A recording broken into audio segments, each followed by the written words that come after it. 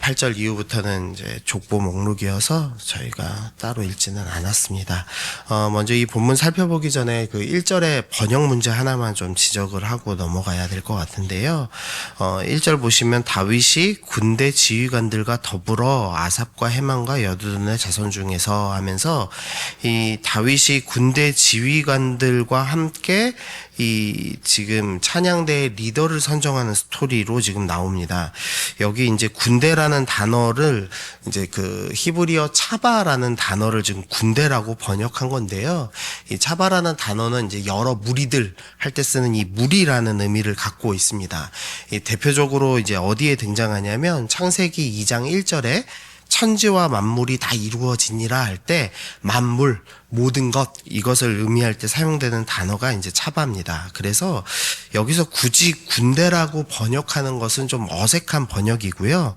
그러니까 이제 무리들의 리더들과 함께 결정했다. 이제 이렇게 보시는 게 더 맞습니다. 그래서 마치 군대가 뭐 이렇게 군부 독재하듯이 찬양대를 뽑고 이런 스토리가 아니고요. 지금 사형 리더들과 함께 지금 찬양대의 리더들을 이제 세우는 이제 스토리로 이해하시면 좋겠습니다. 먼저 저희가 처음에 8절 말씀 좀 함께 보시면은요. 이 무리의 큰 자나 작은 자나 스승이나 제자를 막론하고 다 같이 제비를 뽑아 직임을 얻었으니 라는 구절이 나옵니다. 우리가 어제 본문에서도 24장 5절에서도 이 제사장 스토리를 하면서 뜬금없이 이 제비를 뽑는 스토리가 나왔는데 오늘 이 찬양대 리더들 그리고 찬양대의 사역을 결정하는 일에도 제비를 뽑아서 이 모든 일을 했다라고 이제 이야기를 하고 있습니다. 이제 성경이 어떨 때 보면 참 신비하고 이 지혜로운 책처럼 보이는데 이 제비 뽑는 스토리를 보면은 참 이 낙심이 되죠. 이렇게 가장 중요한 제사장들을 그리고 찬양대를 세우는 일에 이 천상의 회의가 동원돼도 모자랄 것 같은데 이 제비뽑기라는 단순한 방법이 이제 도입되는 걸 볼 때 이게 진짜 이 하나님의 책이 맞나 이제 싶을 때도 있으실 겁니다. 그런데 이게 이제 고대근동 상황을 좀 이해하시면 이게 얼마나 지혜로운 일이었는지를 확인할 수 있는데요. 고대근동에서는 제사장이 매우 강력한 권력이었습니다. 이 창세기에서도 요셉이 이 파라오를 돕는 스토리가 나올 때 볼 때 이 제사장의 땅을 빼앗지 못하는 스토리가 나오거든요. 이 제사장들은 늘 강력한 권력을 갖고 있었고 심지어 이 이집트의 이 파라오가 절대 권력자라고 알려져 있지만 심지어는 제사장들이 파라오를 갈아치는 일들도 종종 있었습니다. 이제 그만큼 이 종교 권력이 강력한 힘을 갖고 있었습니다. 그래서 하나님께서는 이 강력하고도 중요한 일을 하는 사람들을 사람이 임의로 결정하게 하시는 것이 아니라 오직 하나님의 뜻대로 하게 하시기 위해서 제비를 뽑게 하십니다. 그래서 이제 사람이 이제 종교 권력을 장악하지 못하게 하시는 지금 조치를 하고 계시는 겁니다. 이 제사장들이 하나님의 뜻을 최종적으로 드러낼 때 사용하는 도구가 있었는데 우림과 둠밈이라는 장치죠. 그러니까 우림과 둠밈이 어떻게 생겼는지는 분명히 알 수는 없는데 이 흉패 이 안에다가 돌을 집어넣고 이제 돌을 꺼내서 하얀 돌이 나오면 뭐 예스, 뭐 검은 돌이 나오면 노 이런 식으로 하나님의 뜻을 대언하는 장치로 알려져 있습니다. 이제 이런 제비뽑기를 사용하신 것이 이 말씀이 제사장에게 있는 것이 아니다. 하나님께 있는 것이다를 지금 드러내는 일을 하고 계시는 겁니다. 이 늘 종교 권력이 세상을 어지럽히는 일들이 늘 있어 왔습니다. 심지어 교회 안에도 있었고 우리가 교황이라는 이 교회의 지도자가 이 세상 권력을 휘두르고 악을 행하던 일들이 중세 시대에도 있어 왔습니다. 근데 하나님께서는 이 성경에 사람이 이 제사장의 일들, 찬양대의 일들도 결정하지 못하도록 막고 계신 것을 볼 수가 있습니다. 그러니까 즉 종교 권력이 집중되지 못하게 하여라라는 하나님의 이제 지혜로운 정신이죠. 그래서 이제 칼빈은 이런 정신을 이어받아서 이제 이 제사장들이 이제 이 목회자들이 권력을 독점하지 못하도록 하도록 장로 제도를 두고 있죠. 그래서 심지어는 이제 당회는 장로님들이 표가 더 많죠. 이제 그만큼 목회자들 또한 이제 우리 각 교회 직분자들이 자신의 권력을 가지고 휘두르고 마음대로 결정하는 일이 없도록 하라는 것이 이 제비뽑기가 주는 교훈이라고 할 수가 있겠습니다. 우리가 종종 그 각 공동체에 이 권력자들이 있습니다. 뭐 예를 들면은 뭐 유치부다, 뭐 유치부에 뭐 10년 이상 장기 근속한 교사가 모든 일을 다 결정한다든지 뭐 이런 식의 일들이 늘 있죠. 뭐 우리 사회에서도 뭐 한 회사에 한 명의 사람이 모든 걸 결정한다든지 하는 일들이 늘 있죠. 근데 하나님께서 그런 거 하지 말라는 겁니다. 그러니까 너희는 하나님의 뜻에 순종해야 된다. 이제 그것을 이 제비뽑기로 지금 말씀하고 계십니다. 그래서 첫 번째로 좀 적용하고 싶은 것은 내가 내 공동체에 혹시나 절대 권력자가 되고 있지 않은가를 좀 생각해 보시면서 내 스스로에게 좀 족쇄를 채우실 필요가 있습니다. 하나님의 뜻에 순종하고 말씀에 순종하고 내가 절대 권력을 갖지 않겠다. 나는 오직 말씀에 순종하는 사람이 되겠노라 결정하시면서 나아가야 되겠다. 이것이 이제 오늘 말씀이 주는 첫 번째 교훈이라고 생각을 합니다. 이제 두 번째로 좀 생각해 볼 것은 이 찬양대에 대한 이제 생각인데요. 지금 사실 이 찬양대는 모세 오경에는 전혀 없는 직분입니다. 이제 모세 오경에는 찬양대를 주직하라는 구절이 전혀 없습니다. 그럼에도 지금 다윗이 이 새 시대에 걸맞게 지금 새로운 사역을 준비하는 모습을 볼 수가 있습니다. 그리고 하나님께서는 율법에 써있지도 않은 이 조직을 세우자 하나님께서 반대하시는 것이 아니라 오히려 이들의 입술을 사용하셔서 시편을 짓게 하시죠. 그러니까 하나님의 말씀의 통로로 삼으시면서 이것이 옳은 일이었다라는 것을 드러내고 계십니다.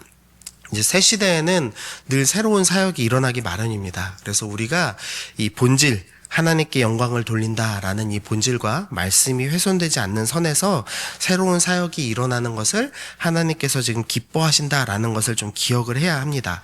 간혹 보면 새로운 일을 시도할 때마다 이제 막는 분들이 꼭 있어요. 성경에 없다.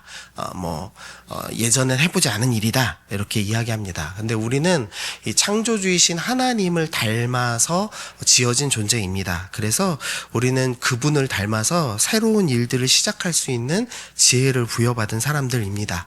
그래서 이전 것에 너무 집착할 것이 아니라 하나님께서 이 본질을 훼손시키지 않으면서도 새로운 사역들을 떠오르게 하실 때 그것을 이렇게 잘 이 말씀에 비춰서 잘 이렇게 세워서 새로운 사역을 할 필요가 있다는 겁니다. 그래서 소원하기는 좀 우리 미랄교회가 본질을 지키면서도 시대의 변화에 잘 맞춰서 새로운 사역을 일으키고 그래서 하나님의 사람들을 또한 일으키는 그런 귀한 교회가 되었으면 좋겠다라는 생각을 해봅니다. 그래서 오늘 그렇게 좀 기도하면은 좋겠습니다. 우리 마지막으로는요, 이 해만에 대해서 좀 생각해 보려고 하는데요. 5절 말씀 보시면 이는 다 해만의 아들들이니 나팔을 부는 자들이며 해만은 하나님의 말씀을 가진 왕의 선견자라 하나님이 해만에게 14아들과 3딸을 주셨더라 라고 하면서 이 3명의 리더들 지금 아삽과 해만과 여두둔 이 3명의 리더들과 그 자손들로 해서 지금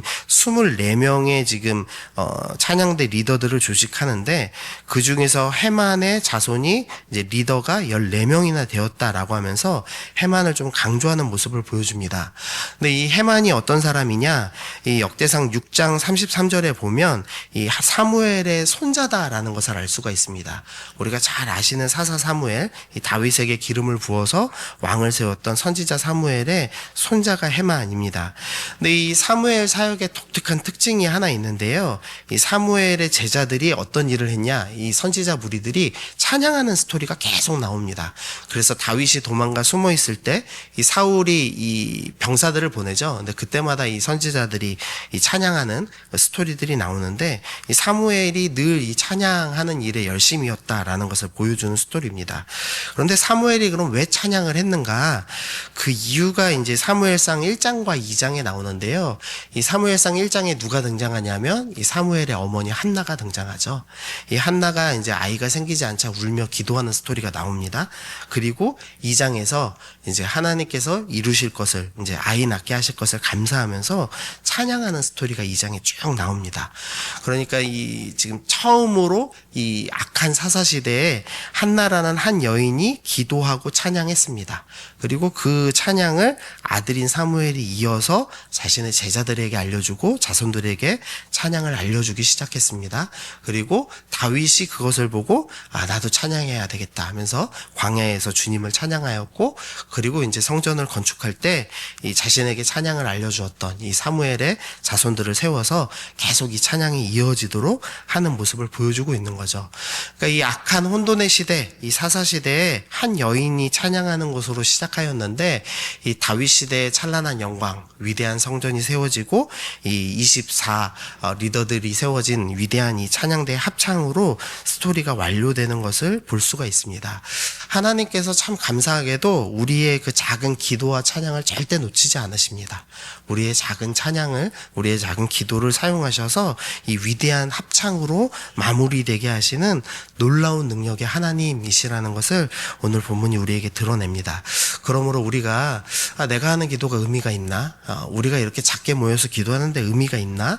우리가 낙심할 필요 없이 우리의 기도를 들으시는 크신 하나님, 위대한 하나님을 신뢰하시면서 오늘도 우리가 기도하며 찬양하며 주님 앞에 나아가시는 그런 성도님들 되시기를 소원합니다.